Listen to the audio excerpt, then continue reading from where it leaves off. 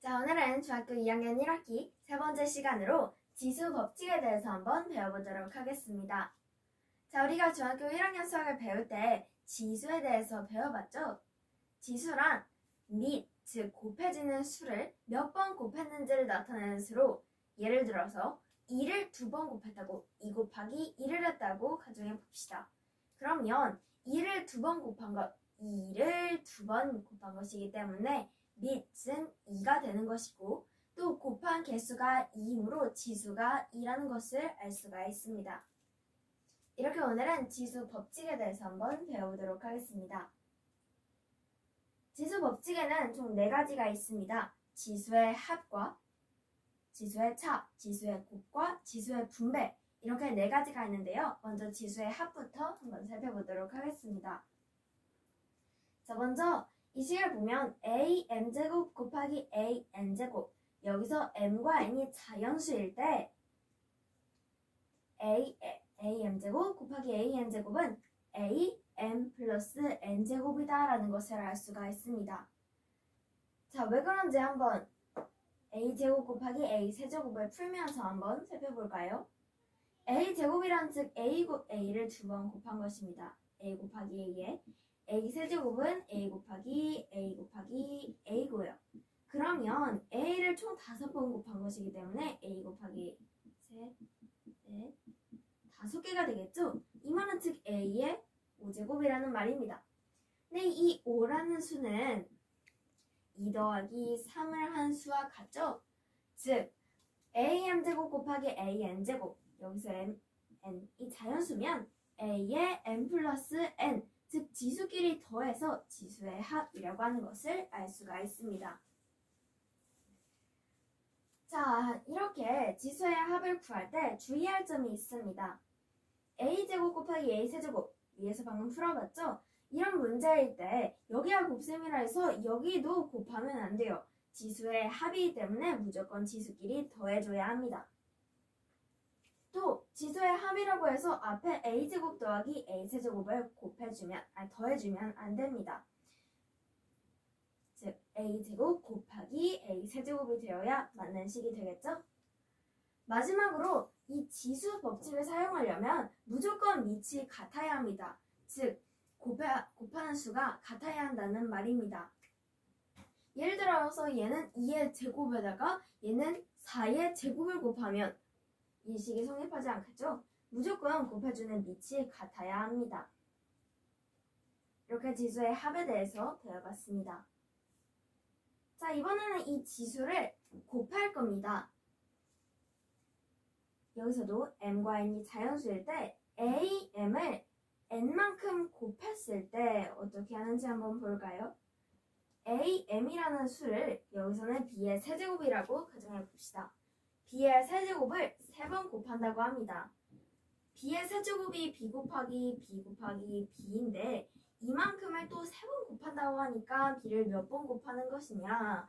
b 곱하기 b, 이게 한 번, 곱하기 이게 하나, b 곱하기 b가 둘, 마지막 세 번째가 b 곱하기 b로, 이렇게 총 b를 9번 곱하는 것입니다. 즉 b의 9제곱이라 할 수 있겠죠?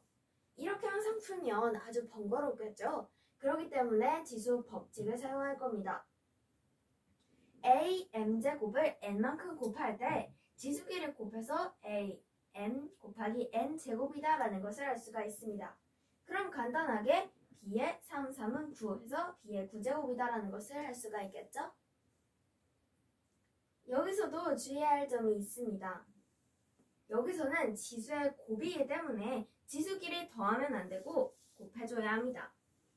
또 이런 경우가 있는데요. b의 제곱을 3번 곱해줬다 해서 b의 제곱에 또 지수를 3이라고 붙여주면 안 됩니다. 무조건 이 지수끼리를 곱해서 b는 b의 6제곱이다 라고 나타내줘야 합니다.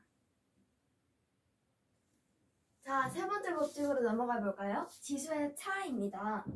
자, 앞에서 배운 지수의 합과 곱과는 다르게 여기서는 세 가지 경우로 나뉩니다. 먼저 a가 0이 아닐 때, m과 n이 자연수일 때, m이 n보다 큰 경우, m과 n이 즉 두 지수가 같은 경우, 마지막으로는 m이 n보다 작은 경우, 이렇게 세 가지 경우로 나뉘는데요. 각각 한번 문제 풀면서까지 사용해 보도록 하겠습니다. 먼저 첫 번째 지수 m이 두 번째로 나오는 지수보다 더 클 때의 경우입니다. am제곱 나누기 an제곱은 am-n제곱이라고 하는데요. 왜 그런지 한번 볼까요? a의 4제곱을 a의 제곱으로 나눈다 생각해 봅시다. 즉 a의 4제곱은 a를 4번 곱한 것, a의 제곱은 a를 2번 곱한 것. 이거 분수꼴로 나타낼 수 있겠죠. 즉 a 곱하기 a 분의 a를 4번 곱한 a 곱하기 a 곱하기 a 곱하기 a라고 할 수도 있습니다. 그러면 a 두 개를 약분하면 위에 두 개도 약분, 즉 a 제곱이 나오겠죠. 앞서 말했듯이 이 과정은 계속 반복하면 되게 번거로울 수 있습니다. 그렇기 때문에 지수를 빼줄 겁니다. 두 개를. m이 더 크기 때문에 수수들을 빼줘도 쉽게 나올 수 있겠죠. 즉 이 말은 a의 4-2라는 것을 알 수가 있습니다. 두 번째 경우입니다. m과 n이 같습니다. 자, 그럼 어떻게 나오냐? 이번에도 똑같이 a 곱하기 a 곱하기 a 곱하기 a 같으니까 통째로 약분이 될 수 있겠죠. 여기 a가 4개 있는, 여기도 a가 4개이기 때문에 통째로 약분하면 항상 1이 나온다는 것을 알 수가 있습니다. 자, 마지막으로 m이 n보다 작은 경우를 한번 보도록 하겠습니다. 여기서는 am 나누기 an제곱은 an-m제곱분의 1이라고 했는데요. 한번 문제를 풀어보도록 하겠습니다. a의 4제곱은 a 곱하기 a 곱하기 a 곱하기 a로 a제곱 a 곱하기 a죠. 자, 그러면 여기 a 2개, 여기 a 2개 하면은 a의 제곱분의 1이 나옵니다. 즉 이 말은 이 공식을 사용했을 때 a의 n이 4고 이게 m이 2죠. 즉 4-2분의 1이라는 것을 알 수가 있습니다. 자, 이 지수의 차이도 주의해야 할 점이 있습니다. 지수의 말 그대로 차, 지수를 빼줘야 합니다. 나누거나 곱하거나 더하면 안 됩니다. 또 여기에 m과 n이 같은 경우가 있지만 이때는 0이 아니라 1이라는 사실을 꼭 기억해야 합니다. 2 나누기 2도 1이기 때문에 절대 0이 나오면 안 된다는 사실도 기억해 주세요. 마지막으로 a의 4제곱 나누기 a제곱 같은 경우를 봤을 때 a제곱분의 a 4제곱이라 해서 a끼리 약분해서 2분의 4라고 표현하면 안 됩니다. 이럴 때는 a를 몇 번 곱했는지로 풀어서 정리해서 a 개수만큼 약분해줘서 이 a제곱 a 4제곱 나누기 a제곱은 a제곱이라고 할 수가 있겠습니다. 마지막 지수 법칙입니다. 이번에는 지수를 분배해 보도록 하겠습니다. 분배라는 것은 똑같이 나눠서 똑같이 그 수만큼을 나눠준다는 말이죠.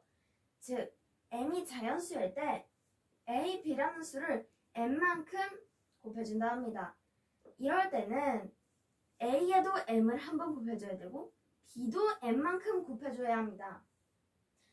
한 괄호 안에 묶여있는 이상 그 수에 하나씩 이 m을 곱해줘야 하는데요. 즉 그럼 a를 m만큼 곱했으니까 am제곱 곱하기 b의 m제곱해서 am제곱, bm제곱이라고 표현할 수 있습니다. 분수꼴이어도 상관없습니다.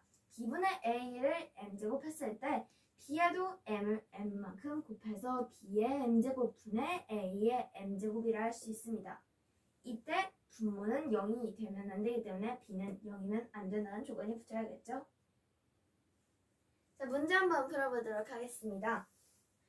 a, b의 제곱이라 했습니다. 그럼 a도 제곱, b도 제곱, a의 제곱, b의 제곱입니다. 위에서 나온 분수꼴이랑 똑같아요. 그러면 b의 제곱분의 a의 제곱입니다. 자, 여기까지는 쉬운데 3a 세제곱을 제곱한다고 생각을 해봅시다. 이럴 때도 똑같이 하나씩 곱해줘야 되겠죠? 3의 제곱을 한번 a 세제곱의 제곱 이렇게 해주면 됩니다. 즉 3의 제곱 곱하기 a 위에서 지수의 곱 배웠죠? 즉 여기서 따로따로 계산했을 때 a 세제곱을 제곱만큼 하는 것이기 때문에 a의 지수끼리 곱해서 a의 6제곱이라는 것을 알 수가 있겠죠. 즉 이 말은 3, 3은 9이기 때문에 9a 6제곱이다 라는 것을 알 수가 있습니다. 이렇게 오늘은 지수법칙 4가지, 지수의 합, 곱, 차, 분배까지 이렇게 4가지를 배워봤는데요. 오늘은 지수의 합인 경우 지수끼리 더해주는 것입니다. 즉 말대로 지수의 합이면 지수끼리 더해주는 거고, 지수의 곱이면 지수끼리 곱해주는 거고, 지수의 차면 이 각각의 경우에 맞게 빼주거나 나눠주거나 하면 되겠죠? 마지막 지수의 분배 같은 경우에는 괄호 안에